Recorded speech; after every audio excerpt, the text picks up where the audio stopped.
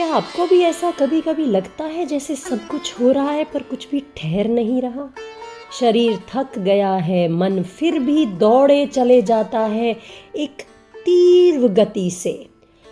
आप चुप हैं मगर भीतर कोई शोर मच रहा है और वो इधर से उधर भागते हुए जाने क्या हुड़दंग मचा रहा है।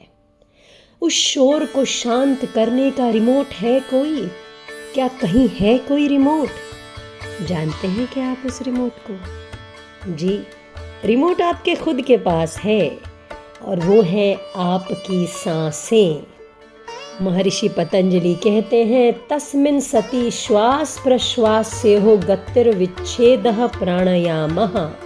अर्थात जब आसन सिद्ध हो जाए तब श्वास और प्रश्वास की गति को रोकना और नियंत्रित करना, यही प्राणायाम यानी प्राणों का संयम है।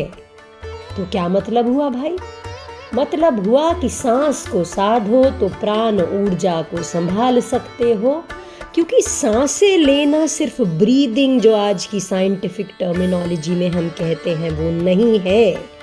सांस की शक्ति हमारी प्राण शक्ति है और वो अगर पूरी तरह से हमारे शरीर में संचालित या प्रवाहित नहीं होगी तो हमें बहुत सी तकलीफें आएंगी, हमारा मन अशांत होगा, हमारा शरीर रोगी होगा। तो प्राण को संभालना बहुत ज़रूरी है और प्राण को अगर संयमित किया तो आपका मन अपने आप शांत हो जाता है। और प्राणायाम सिर्फ एक ब्रीदिंग एक्सरसाइज नहीं, ये मन का रिमोट है, जीवन का ब्रेक और रीसेट और रीस्टार्ट बटन है। तो समझते हैं कि आज हो क्या रहा है और प्राणायाम आज बहुत ज़रूरी क्यों हो गया है। आज की भाग दौड़ की ज़िंदगी में जहाँ social media, work pressure, relationship pressure, हर चीज़ सांसों की गति को तेज़ कर रहा है, उससे मन तेज होता है और बेचैनी होती है।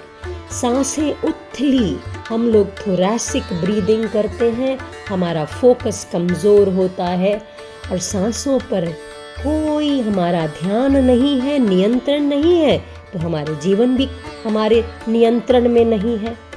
हम सब किसी ना किसी हेल्थ ऐप को खोल के बैठे हैं, वो स्मार्ट वॉचेस लगा के बैठे हैं, अपने स्टेप्स को मॉनिटर कर रहे हैं, पर हमारी श्वासें कब उखड़ती हैं, कब आती हैं, कब जाती हैं, क्या वो संयमित हैं, क्या हम उनको देख पा रहे हैं, महसूस कर पा रहे हैं, हमें पता ही नहीं है।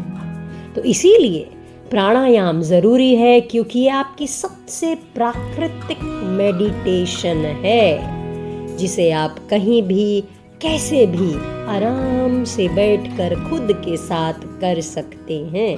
किसी ऐप की ज़रूरत नहीं, मैट की भी ज़रूरत नहीं, आपका अपनी सांसों पे ध्यान आपकी मेडिटेशन को प्रबल करता है। अनुलोम विलोम, जिसे शास्त्रों में नाड़ी शोधन कहा गया है, तो अगर आप सिर्फ अनुलोम विलोम ही कर लें, अर्थात आप अपनी एक नासिका से सांस भरें, दूसरी से छोड़ें, फिर एक दूसरी से लें और पहले वाली से छोड़ें और इसको आप सक्रिय करें, तो आपकी नाड़ियाँ सक्रिय हो जाती हैं, आपके पूरे शरीर में प्राण संचार होता है। मगर सिर्फ एक बार नहीं, आपको ये अपना नियम बनाना होगा रोज़ का। तो ये सिर्फ एक विधि है। और दूसरी विधि है कि आप अपनी सांसों को लंबा और गहरा करें और उनके साथ अनुभव करें वो कितना लंबा, कितना गहरा अंदर जा रहा है और कितना लंबा और गहरा बाहर आ रहा है। बहुत से अलग अलग प्राणायाम हैं, मगर अभी सिर्फ ये 2 प्रयास अगर आप 1 महीना ढंग से करेंगे तो आप देखेंगे कि आपको कितना अच्छा लगेगा। अगर कोई भी प्रॉब्लम हो तो हमें मैसेज कर सकते हैं। अपने श्वास को साधिए, आपका मन अपने आप शांत हो जाएगा और आपका जीवन बेहतर और बेहतरीन हो जाएगा।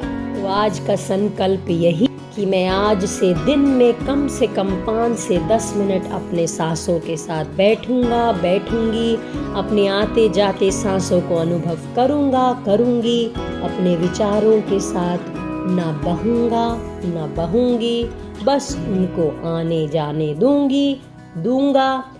बस यही सांस मेरा जीवन है। ओम शांति शांति शांति। हरि ओम। नमस्कार।